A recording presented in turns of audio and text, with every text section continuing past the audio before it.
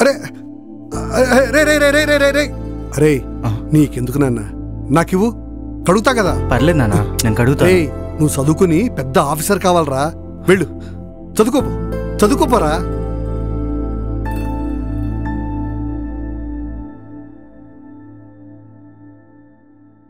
ఒరే చందు, ఈ క్యారేజ్ తీసుకెళ్లి పొలంలో నీళ్లు పెడుతున్నా వీరేకిచ్చిరాకు. రేయ్ నువ్వు చదువుకోరా, చదువుకో. ఇటీవు నీకెన్నిసార్లు చెప్పాలి చదువుకునేవాడికి పనులు చెప్పొద్దని? ఏంటయ్యా మీరు వాడికేం పని చెప్పనియరు? పని చేయడానికి నేనున్నాను కదే.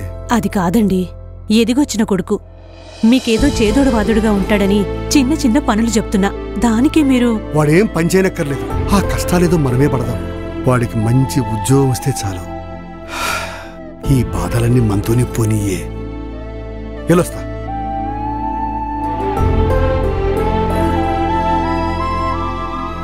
నాకు హారం కొనిపెట్టాలి. కొనిస్తాలే. ఏ సుబ్బారావు, ఈ రోజు అంత సంతోషంగా ఉన్నావు? అంతా సంతోషమేరా. నా కొడుకు 93% మార్కులతో ఫస్ట్ క్లాస్ లో పాస్ అయ్యాడు రా. అయితే నీ కొడుకు జాబ్ రావడం గ్యారంటీ, నీ అప్పులన్నీ తీరడం గ్యారంటీ. అవునరా, పదవే. చాలా కష్టపడ్డాడు, చాలా కష్టపడ్డాడు.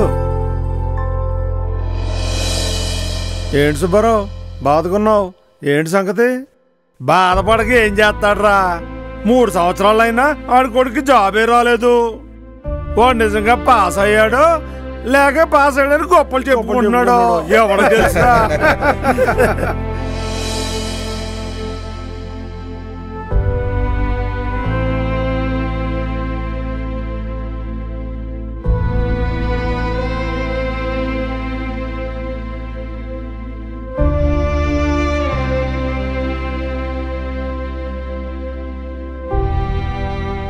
ఏంటండి మీరింకా పడుకోలేదా?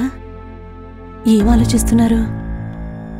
3 సంవత్సరాల నుంచి వాడికి ఉద్యోగం రాలేదని, వాడు నిజంగా ఇంజనీరింగ్ పాస్ అయ్యాడా అని ఊరంతా హేళన చేస్తుంటే గుండెల్లో గుణపాలు తెచ్చినట్టుంటే,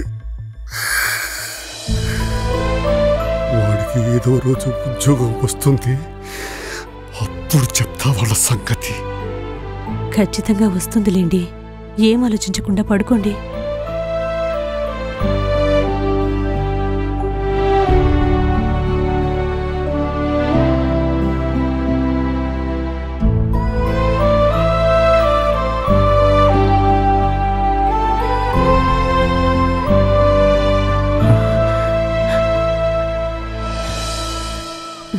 వస్తానా?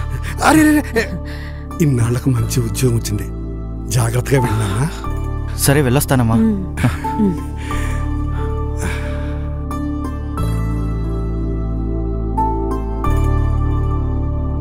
నమస్తే అన్నా, నేను చందుని. రత్నం పంపించింది నిన్నేనా? అవునన్నా.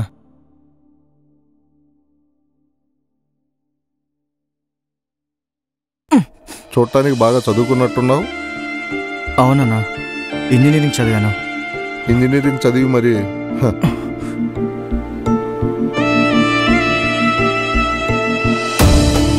తమ్ముడు టీ ఒకటి కొట్టు. అన్నా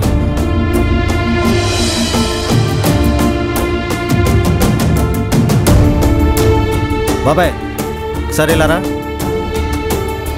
మీ సాఫ్ట్వేర్ అబ్బాయి డబ్బులు పంపించాడు.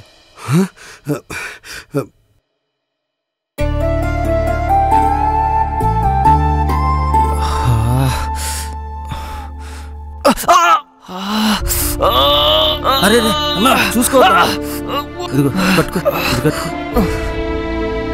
బాబు టీవు.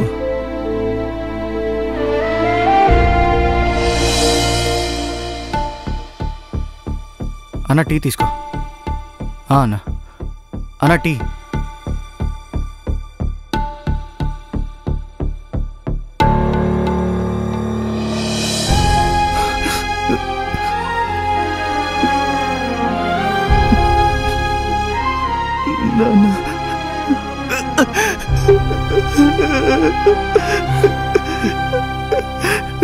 నన్ను క్షమించు నాన్న.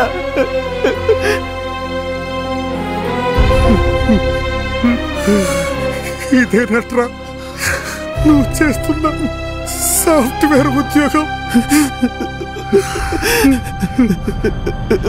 ఏం చేయమంటారు అన్న?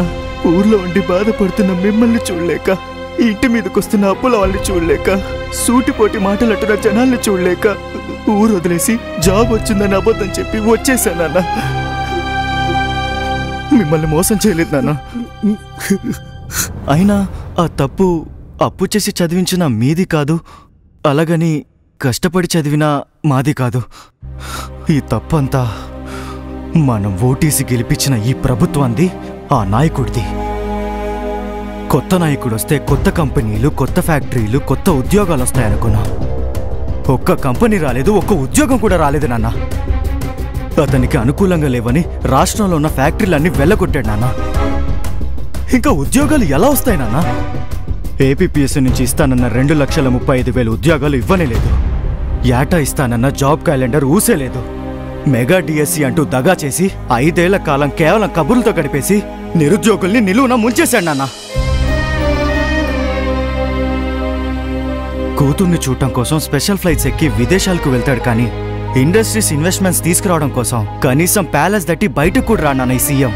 ఇలాంటి వాడు సీఎంగా ఉంటే మా లాంటి వాళ్ళకు ఉద్యోగాలు ఎలా వస్తాయి నాన్న? జగన్ లాంటి నాయకుడు ప్రభుత్వంలో ఉన్నంత వరకు మా లాంటి చదువుకున్న యువతకు టీ షాపుల్లో, మటన్ షాపుల్లో, చేపల మార్కెట్లో పనిచేయడం తప్ప వేరే గతి లేదు నాన్న. గతంలో చంద్రబాబు నాయుడు గారు మైక్రోసాఫ్ట్ కంపెనీని తీసుకురావడం కోసం చేతిలో ఫైల్స్ పట్టుకొని న్యూయార్క్ వీధుల చుట్టూ తిరిగాడు. బిల్గేట్స్ చుట్టూ ప్రదక్షిణాలు చేశాడు. మళ్ళీ ఆయన సీఎం అయితే తప్ప మన రాష్ట్రానికి కంపెనీలు రావు, మాకు ఉద్యోగాలు రావు, మన జీవితాలు మారవు.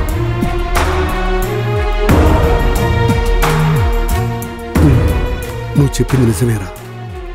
పిల్లలు బాగా చదివితే ఉద్యోగాలు వస్తాయనుకున్నాను, కానీ ఉద్యోగాలు రావాలంటే పాలించేవాడు సమర్థుడే ఉండాలని ఇప్పుడే తెలుసుకున్నాను.